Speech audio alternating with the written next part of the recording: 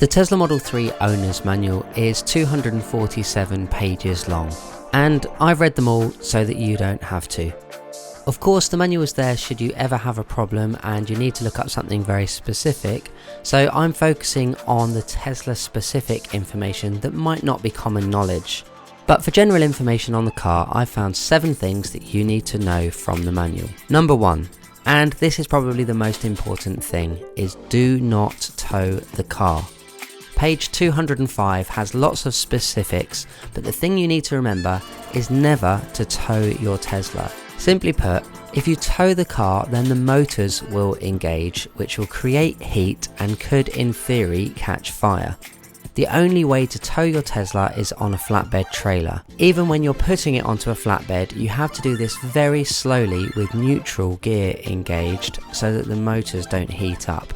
And it's recommended that you don't do this for more than about 20 feet. Number 2 is about closing the frunk.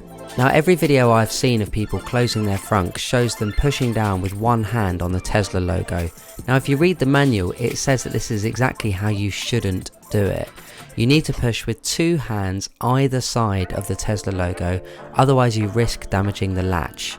Page 22 shows details on how you should push with 2 hands on either side of the logo. Number 3 is on page 188. You cannot jack a Tesla to change the wheel. Well, you can, but you have to buy these pucks that you insert into small holes in the underside to avoid damaging the battery. I bought these on Amazon for about £10 and they permanently live in my frunk should I ever need them.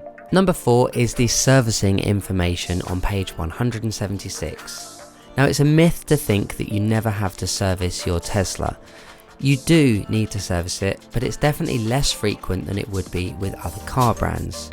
It says that the brake fluid needs to be checked every 2 years, the air conditioning needs servicing every 6 years, the air cabin filter every 2 years, and you need to clean and lubricate the brake calipers every year or every 12,000 miles if you live in an area where the roads are salted during winter.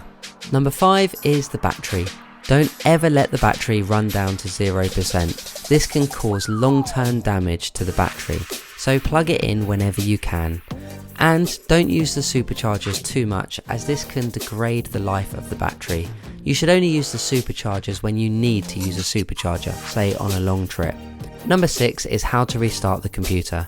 Page 59 lists this in detail, but when in park, push and hold both steering wheel buttons for about 30 seconds. The screen will go black and you should wait until the Tesla logo appears on the screen before you let go of the buttons. When I was on the phone to Tesla support one time, they told me to hold down the buttons for 3 minutes for a deeper restart, and it's good to know there's an option to do this if the first one doesn't solve your issue. Be warned though, holding down those buttons for 3 minutes does make your fingers go a bit numb. And finally, number 7, do not use the manual door release handle.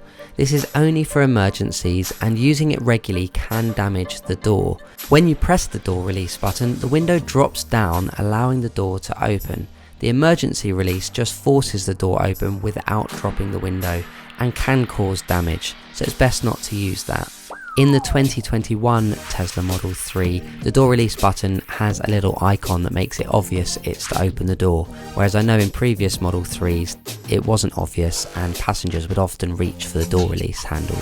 I hope you found this useful and you've learned a thing or two. If you've liked the video, please give it a thumbs up as it will help others find it too.